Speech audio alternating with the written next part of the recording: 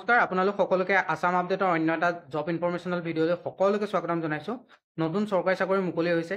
এই পদসমূহ ক'ৰ পৰা আহিছে, কেনেদৰে এপ্লাই কৰিব লাগিব সবিশেষ আপোনালোকক আজি মই ভিডিঅ'টোত ক'ম। ইয়াৰ বাবে আপোনালোকে 10 পাছ আৰু 12 প্লাছ কৰা সকলে এই পদৰ বাবে আবেদন কৰিব পাৰিব।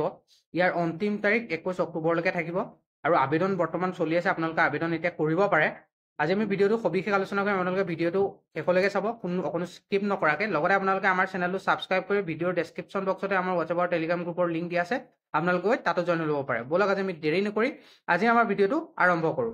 আজিৰ নটিফিকেশ্যনটো আহিছে আপোনালোকৰ নাবাৰ্ডৰ ফালৰ পৰা আহিছে। নাবাৰ্ড ৰিক্ৰুইটমেণ্ট হয়। ইয়াত আপোনালোকৰ 108টা এছিষ্টেণ্ট অফিচ এটেণ্ডেণ্টৰ কাৰণে ভেকেঞ্চি মুকলি হৈছে। ইয়াৰ বাবে আপোনালোকে অনলাইন মাধ্যমত এপ্লাই কৰিব লাগিব। চমুকৈ আপোনালোকৰ national bank of agriculture and rural development চমুকৈ নাবাৰ্ডৰ ফালৰ পৰা এইটো নটিফিকেশ্যনটো আহিছে। ইয়াত আপোনালোকৰ 108টা অফিচ এটেণ্ডেণ্টৰ পোষ্ট গ্ৰুপ চিৰ কাৰণে হয়। এইটো যিটো আপোনালোকৰ national bank of agriculture and rural ডেভেলপমেণ্টৰ ফালৰ পৰা ৰিলিজ কৰি দিছে।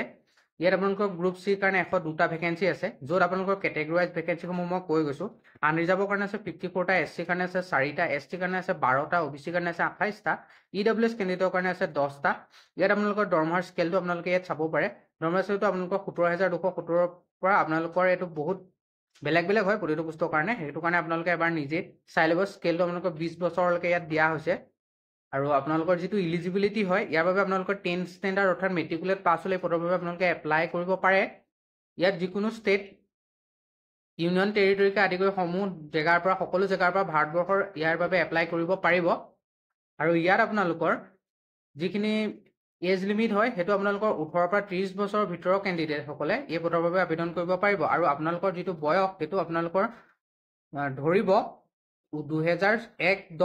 1 অক্টোবৰ 2024লৈকে ধৰিব। আৰু যিসকলে 2-10-1994 পৰা 2006 চনৰ ভিতৰত জন্মগ্ৰহণ কৰিছে, তেওঁলোকে এই পদৰ বাবে আপোনালোকে এপ্লাই কৰিব পাৰিব। আৰু ইয়াত কেটেগৰী ৱাইজ আপোনালোকৰ এজ ৰিলেক্সেশ্যনো পাব, যিটো ST SC কাৰণে 5 বছৰ, OBC কাৰণে 3 বছৰ, PWBD কেণ্ডিডেটৰ কাৰণে 10 বছৰ, PWD OBC NCLৰ কাৰণে 13 বছৰ আৰু PWD ST SCৰ কাৰণে 15 বছৰ থাকিব। লগতে আপোনালোকে ইয়াৰ বাবে এটা এপ্লিকেশ্যন ফিজ পে' কৰিব লাগিব, যিটো ST SC PWD কেণ্ডিডেটে 50 টকা আৰু আদাৰ যিসকল OBC আৰু জেনেৰেল কেণ্ডিডেট থাকিলে তেওঁলোকে 500 টকা অনলাইন পে' কৰিব লাগিব।